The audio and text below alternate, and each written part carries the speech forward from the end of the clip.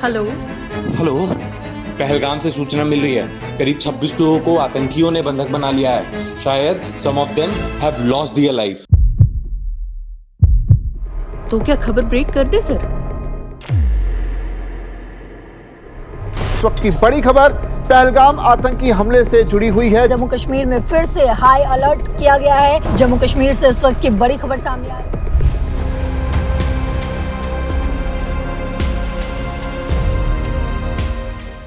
पहलगाम की वही शांत वादियां जहां कुछ देर पहले तक हंसी गूंज रही थी, अचानक गोलियों की आवाज से कांप उठी। पूरी खालिद में तेरा पति साइड में था, एक इंसान आया, उसने उसको गोली मारी। नमस्कार, मैं हूं गुरप्रीत चीमा और आप देख रहे हैं दैनिक जागरण। तारीख 22 अप्रैल 2025। लिद्दर नदी अपने शांत बहाव में थी। पहलगाम की बैसरन वैली, जिसे मिनी स्विट्जरलैंड कहा जाता है, उस दिन यहाँ सैकड़ों पर्यटक मौजूद थे। कोई घुड़सवारी कर रहा था, कोई फोटो खींच रहा था, तो कोई अपने परिवार के साथ सुकून के पल बिता रहा था।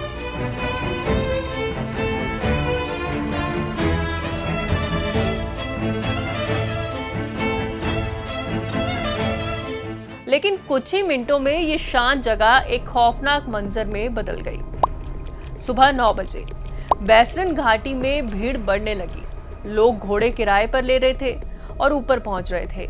मैदान में बच्चे खेल रहे थे, कपल्स फोटो शूट कर रहे थे और स्थानीय लोग सैलानियों को गाइड कर रहे थे।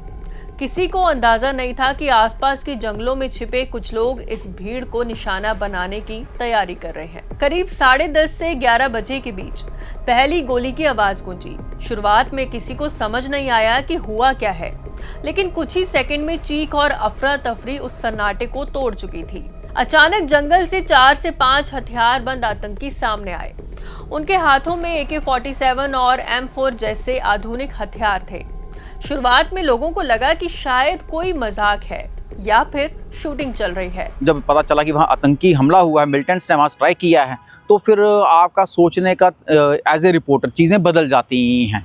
इतनी देर में खबर आई कि निजी वहाँ ना बंधक बना लिया गया है, लोगों को होस्टेज बना लिया गया है। समझ नहीं आ रहा था कि अब बंधक बना लिया गया, अब आगे क्या होगा।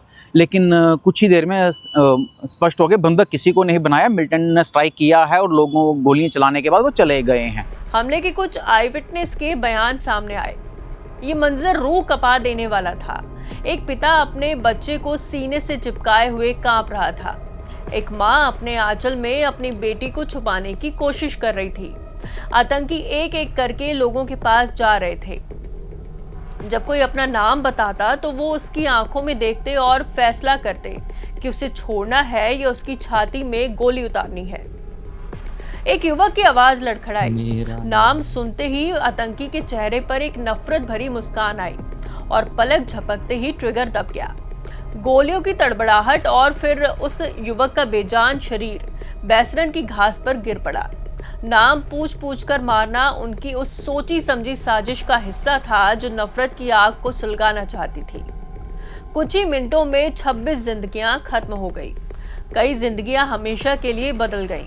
अपनी आंखों के सामने आतंकी हमले में पति को खोने वाली कानपुर की ऐश्वर्या ने दैनिक जागरण के संवाददाता से अपनी आपबीती बताई। उन्होंने पीड़ा भरी आवाज में बताया कि आतंकी सवाल कर रहे थे, मुसलमान हो या हिंदू।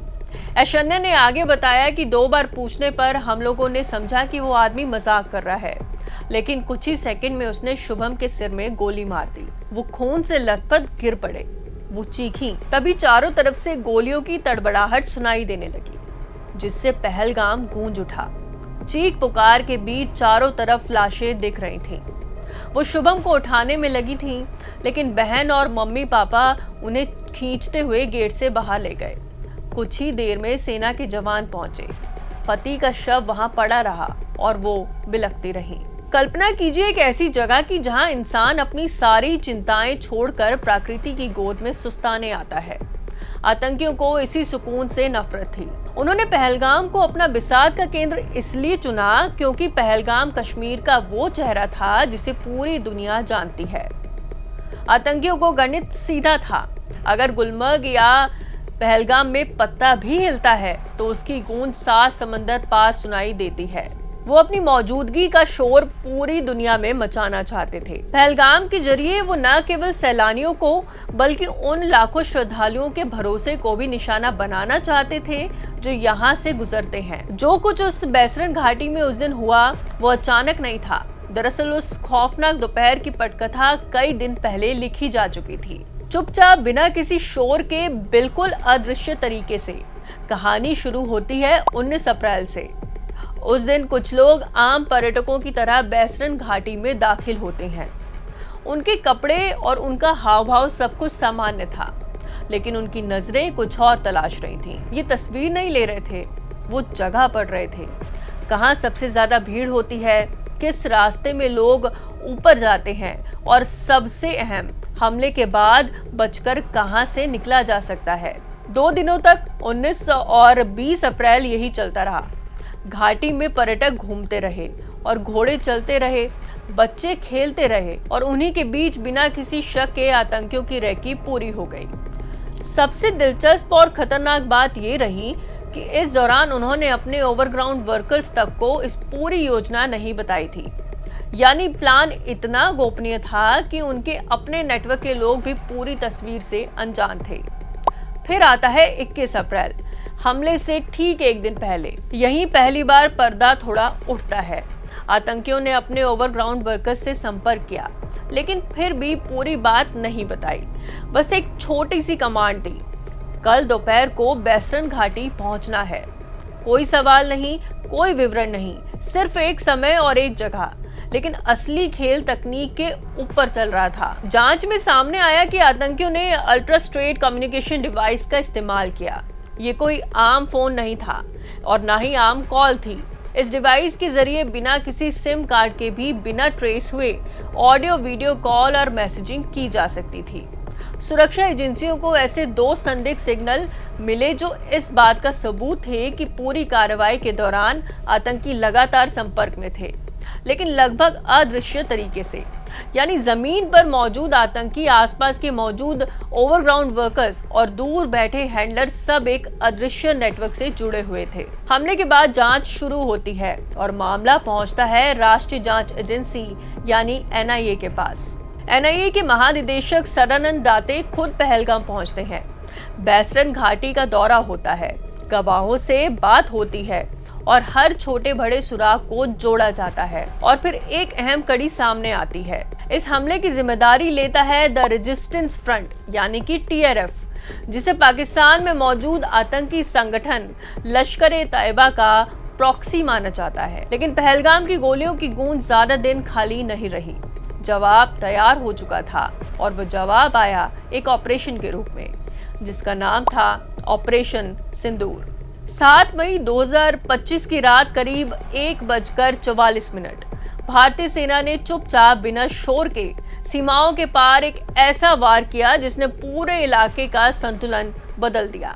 ऑपरेशन सिंदूर की शुरुआत हुई और निशाना थे वो ठिकाने जहां से भारत के खिलाफ हमलों की साजिशें रची जाती थीं। PIB की प्रेस रिलीज के मुताबिक 9 आतंकी ठिकानों को टारगेट किया गया और ये कार्रवाई फोकस्ड और गैर उत्तेजक रखी गई। यानी किसी भी पाकिस्तानी सैन्य ठिकानों को निशाना नहीं बनाया गया। ये सिर्फ बदले की कार्रवाई नहीं थी, ये एक संदेश था। सरकार ने साफ किया कि ऑपरेशन आतंक के ढांचे को खत्म करने के लिए था, ना कि युद्ध छेड़ने के लिए। लेकिन इस ऑपरेशन की असली ताकत सिर्फ मिसाइल या बम नहीं थे, बल्कि उसकी प्लानिंग थी। कई हफ्तों की मल्टी एजेंसी इंटेलिजेंस के बाद उन ठिकानों की पहचान की गई जो सीधे द रेजिस्टेंस फ्रंट और उसके मास्टर नेटवर्क लश्कर-ए-तैयबा से जुड़े थे। बहावलपुर और मुरीद के जैसे इलाकों में मौजूद कैंप्स को निशाना बनाया गया, यानी सीधे उस जड़ पर वार जहां से आतंक पनपता है। और फिर सामने आया ऑपरेशन का दूसरा चेहरा, तीनों सेनाओं का एक साथ खेलना। एयरफोर्स ने सटीक एयर स्ट्राइक की, आर्मी ने जमीन पर सुरक्षा और जवाबी कार्रवाई संभाली और नेवी ने समुद्र से दबाव बनाया। ये एक ट्राई सर्विस ऑपरेशन था। यहाँ हर मोर्चे पर तालमेल दिखा। सरकार ने बाद में साफ कहा कि ऑपरेशन आतंक की नर्सरियों को खत्म करने के लिए था। लेकिन कहानी यहीं खत्म नहीं होती। ऑपरेशन के बाद पाकिस्तान की तरफ से ड्रोन और मिसाइल हमलों की कोशिशें हुई। जम्मू से लेकर पंजाब तक कई सैन्य ठिकाने निशाने पर आए, लेकिन भारत की multi layer air defence system ने इन्हें हवा में ही रोक लिया। तो ये थी पहलगाम से ऑपरेशन सिंदूर तक की पूरी कहानी। देश और दुनिया की बड़ी खबरों के लिए आप जागरण.com की ऐप इंस्टॉल कर सकते हैं। साथ ही जागरण.com की वेबसाइट पर खबरें भी पढ़ सकते हैं। आपको आज का ये सफर कैसा लगा, हमें कमेंट कर जरूर बताइएगा। कैमरे के पीछे से सर्वेश गुप्ता जी और मैं आपके साथ गुरप्रीत चीमा दीजिए इजाजत। देखते रहिए दैनिक जागरण। धन्यवाद।